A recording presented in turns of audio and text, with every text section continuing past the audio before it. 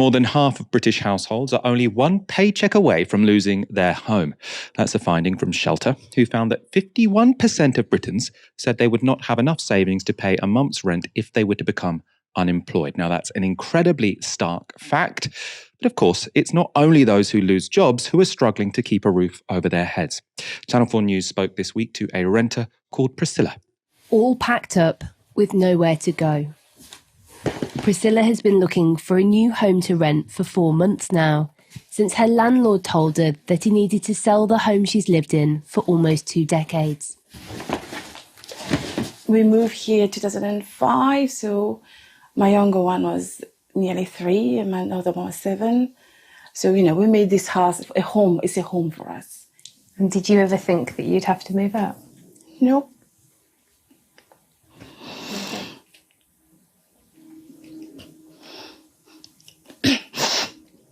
No, but I never thought, maybe I was naive as well, not thinking that he will settle one day. I don't know. Priscilla is now desperate to find somewhere new for them to live. But despite applying for 20 properties and searching at all hours of the day, securing somewhere new to live has proved impossible.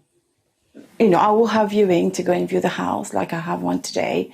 And then because there is so many viewers, and then people will offer more on top of the rent there actually is.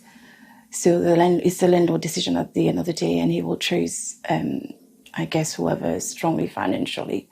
And how does that feel when you just haven't got that money? It's hard. And you're working. And I'm working. And my son is working. So you've got 2 incomes. Yeah. Did you ever think it would be this hard? No, not at all. It's really hard to watch. I mean, she's been in that house for 18 years. Like, it's when she says that it's her home, like it's the only home her children may ever have known. As the granddaughter of refugees, people who fled Holocaust Europe, it is insane to me that I, as a renter, can be made to leave my home at any moment. We have no fault evictions in this country, something that is an anomaly in Europe and in the developed world, in advanced economies, in civilized society. Well, where for no reason a landlord can decide to kick you out of your house. We are a pariah state in this sense. In Austria, it's 3 years. In France, it's 6 years. In Belgium, it takes 9. Minimum tenancies are 9 years long. In Germany, you can't evict someone from your property unless you want to move back into it, unless you want to demolish it, or unless the tenant seriously breaches the contract. The UK is unlike almost any advanced economy, almost any European nation, in how despicably it treats tenants and how forced eviction and forced kind of migration from your home effectively is a normal, commonplace part of being a renter in this country. But what's really interesting is the fact that it's her landlord selling up. Priscilla is sitting at the intersection of multiple different problems in our housing system.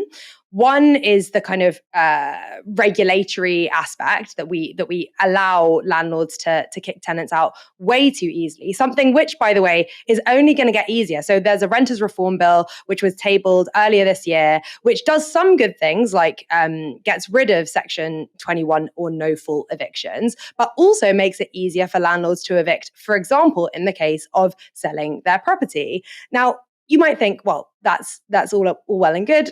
Landlord's property, they want to sell it. But what if it's one of 10 properties that they own? What if it's one of 100 properties that they own? Is it fair then?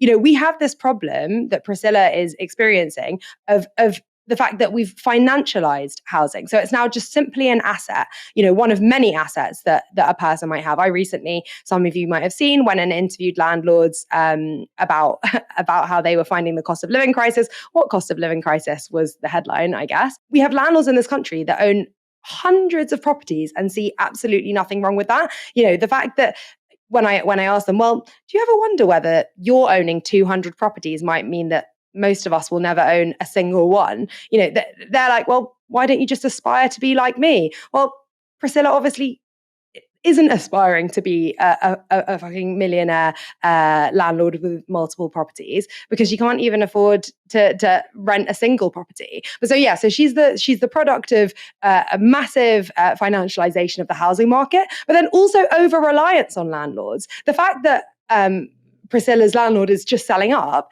is ultimately due to the fact that she has a private landlord. Because of the sale of social housing stock by Margaret Thatcher through the Right to Buy scheme, we've massively contracted the stock of social housing and allowed private landlords to fill the gap. Now, these are just individuals with whims just like you or I. And millions of us private renters, including Priscilla, are now at the mercy of individuals who might decide to sell up one day, won't let you have a pet the next day, will increase your rent by 30% the next day.